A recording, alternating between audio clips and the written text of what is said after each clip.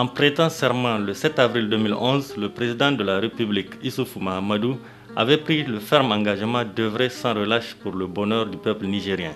Le programme sur la base duquel le peuple souverain lui a fait confiance se déclinait autour de 8 axes prioritaires, à savoir bâtir des institutions démocratiques fortes, crédibles et durables, assurer la sécurité des personnes et des biens sur toute l'étendue du territoire national, relancer l'économie et promouvoir le développement social à travers des investissements publics, assurer la sécurité alimentaire à travers l'initiative 3N, les Nigériens nourrissent les Nigériens, assurer l'accès à l'eau potable pour tous à travers la réhabilitation et la construction d'ouvrages hydrauliques urbains, ruraux et pastoraux, développer les infrastructures et l'énergie par des investissements dans les routes, les pistes rurales, l'électricité et les chemins de fer, améliorer significativement les indicateurs sociaux, en particulier dans le domaine de l'éducation et de la santé, et enfin créer des emplois au profit des jeunes.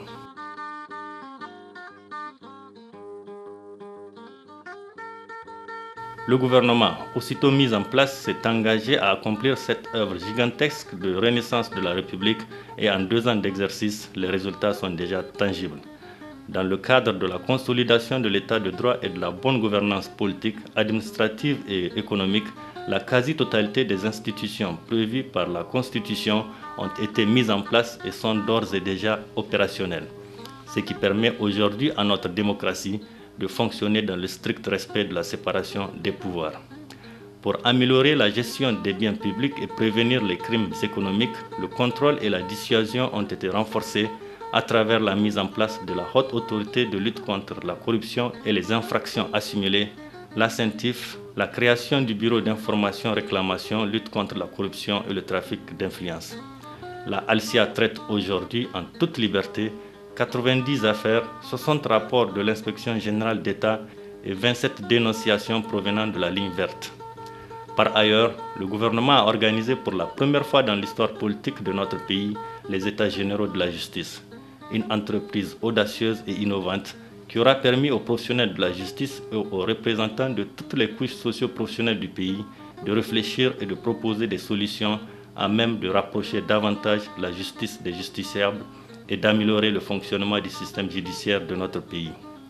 En ce qui concerne la gouvernance administrative, rappelons que d'énormes efforts ont été consentis par le gouvernement, notamment dans le cadre de la modernisation de l'administration publique et le parachèvement du processus de la décentralisation. Sur un tout autre plan, eu égard au contexte sécuritaire dans lequel évolue notre pays, contexte lié aux événements survenus en Libye et à la crise malienne, sur insistance du président de la République, sur toute l'étendue du territoire national et tout au long de nos frontières, les capacités de nos forces de défense et de sécurité ont été renforcées. Conscient du fait qu'il n'y a pas de développement sans sécurité et conformément à ses promesses électorales, Issoufou Mahamadou a acquis, sur fonds propres de l'État, d'importants moyens logistiques et de haute technologie au profit de nos forces de défense et de sécurité.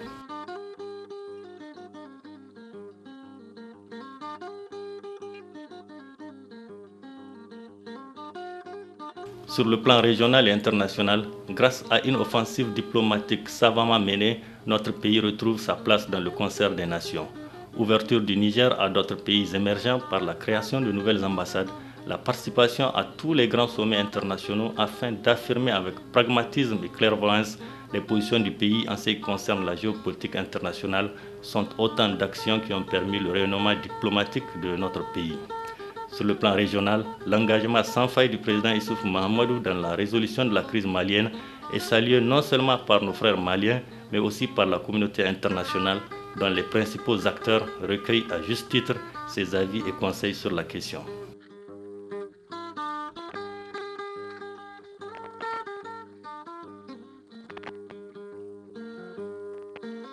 Dans le domaine de la sécurité alimentaire, il faut noter que le gouvernement a hérité d'une des plus désastreuses campagnes agricoles, celle de 2010-2011, ayant enregistré un déficit céréalier de 692 500 tonnes et fourragé de plus de 10 millions de tonnes de matières sèches.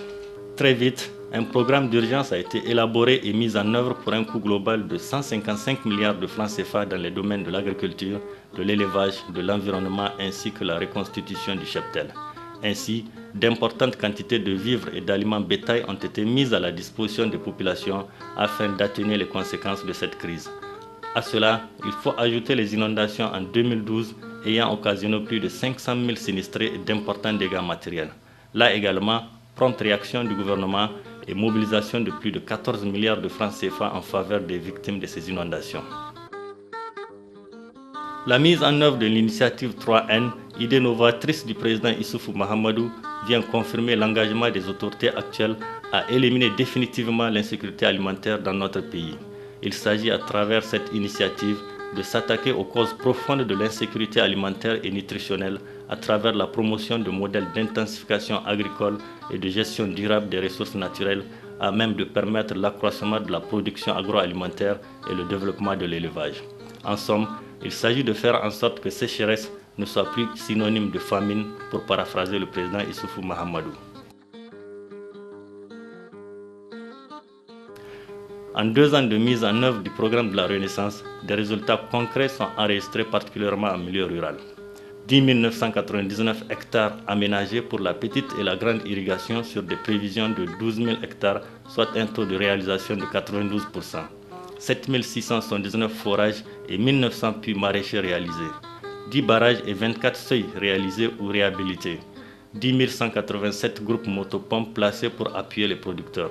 22 199 tonnes de semences de cultures pluviales ont été placées. Afin d'accroître et de sécuriser les récoltes, 63 259 tonnes d'engrais ont été mises à la disposition des producteurs ces 2 dernières années sur des prévisions de 80 000, soit un taux de réalisation de 79%. Toutes ces actions, combinées à une bonne pluviométrie, ont permis d'accroître significativement la production agricole qui est passée de 3 628 000 tonnes en l'an 1 à 5 407 209 tonnes en l'an 2 du président Issoufou Mahamadou. L'élevage, l'une des mamelles de l'économie nationale, a également fait partie des priorités du gouvernement. Pour faire face au déficit fourrager, plus de 32 000 tonnes d'aliments bétail ont été placées et plus de 133 000 petits ruminants distribués aux populations pour la reconstitution du cheptel. Une campagne de vaccination gratuite du cheptel a été entreprise sur l'ensemble du territoire national et qui a permis d'atteindre des taux de 71,6% contre la peste bovine, 113,53% contre la peste des petits ruminants. La vaccination des camélins, suspendue depuis plus de 20 ans, a également été reprise pour sécuriser cette espèce extrêmement importante dans notre cheptel. D'ici l'horizon 2015, il est certain que notre pays atteindra les ratios mondiaux qui sont de l'ordre de 80%, ce qui du coup rendra plus compétitifs les produits dérivés de notre élevage sur les marchés mondiaux. Le développement de l'agriculture et de l'élevage passe inéluctablement par celui de l'hydraulique et cela aussi le gouvernement, sous la conduite du président de la République, l'a très vite compris. En 2 ans d'exercice, 4 264 équivalents points d'eau modernes ont été réalisés et 1682 réhabilités en milieu rural. En milieu urbain, 2 nouveaux réservoirs d'eau, 42 forages, 18 064 branchements sociaux et 537 bornes fontaines ont été réalisés.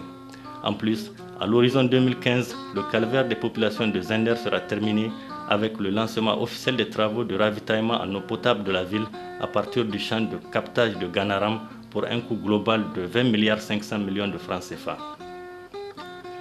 Dans le domaine des infrastructures économiques, les efforts consentis par le gouvernement ont porté sur l'extension du réseau routier tant en milieu urbain qu'en milieu rural, la réalisation de plusieurs autres grands travaux, dont entre autres la construction d'un échangeur prévu dans le cadre du projet Niamey-Niala, le barrage de Kandaji et les logements sociaux. Ainsi, 279 km de routes bitumées ont été entièrement réceptionnées et 745 sont en cours de réalisation. La politique en matière d'habitat, préoccupation majeure de tout fonctionnaire, a également connu un regain d'activité au cours de ces 2 ans de magistrature du président Issoufou Mahamadou. La cité de la Renaissance, avec 100 logements et à 110% d'exécution, est juste contiguë à cette cité. Une autre dite de la diaspora est en cours de construction avec 500 logements. Sur front propre de l'État, 174 autres logements sociaux sont à la phase de finition au niveau de Sarikoubou, ce qui allégera sans nul doute la souffrance de bon nombre de fonctionnaires. L'éducation et la santé, secteurs essentiels dans le développement socio-économique du pays, ont également connu d'importantes mutations au cours de ces 2 ans du premier mandat du président Issoufou Mahamadou. Dans la perspective de rompre définitivement avec les classes en paillotte, 3207 classes en matériaux définitifs ont été construites et équipées au cours des 2 années. 2991 sont actuellement en chantier. 12 000 enseignants recrutés pour le cycle de base 1 et 2 et les écoles normales d'instituteurs réhabilités et renforcées dans leur capacité d'accueil. La conjugaison de toutes ces actions a abouti à un rehaussement du taux brut de scolarisation qui est passé de 112,9% en 2010 à 79,2% en 2012 pour le cycle primaire et de 17,8% à 20,1% au cycle de base 2 sur la même période. L'enseignement et la formation professionnelle et technique a été révalorisé par la création de 6 nouveaux lycées techniques et 66 centres de formation en développement communautaire.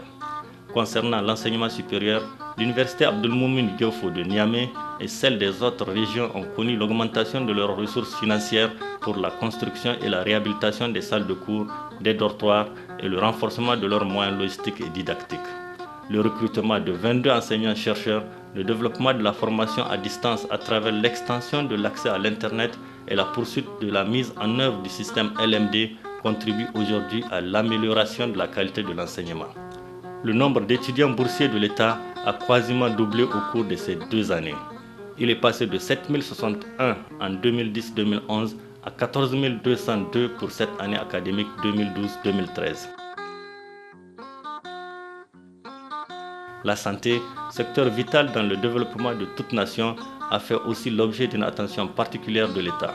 Construction, réhabilitation et équipement d'infrastructures sanitaires, recrutement de 536 médecins, pharmaciens et chirurgiens dentistes, 922 agents contractuels et 1192 agents paramédicaux sont autant d'actions qu'on peut mettre à l'actif des autorités. Autant d'actions qui ont permis une amélioration substantielle des indicateurs de santé et des ratios personnels soignants habitants. À titre illustratif, on dénombrait un médecin pour 41 200 habitants en 2010 contre un médecin pour 16 420 habitants en 2012, ce qui a permis de doubler le taux de prise en charge des patients par des professionnels de la santé.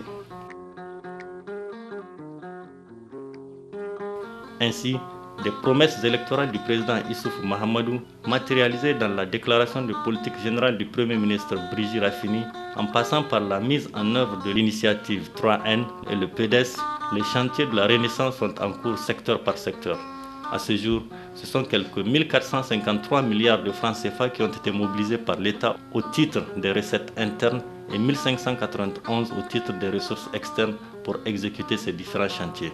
En 2 ans seulement, plus de 250 000 emplois ont été créés, aussi bien dans le secteur public que privé, dont 52 000 emplois permanents environ.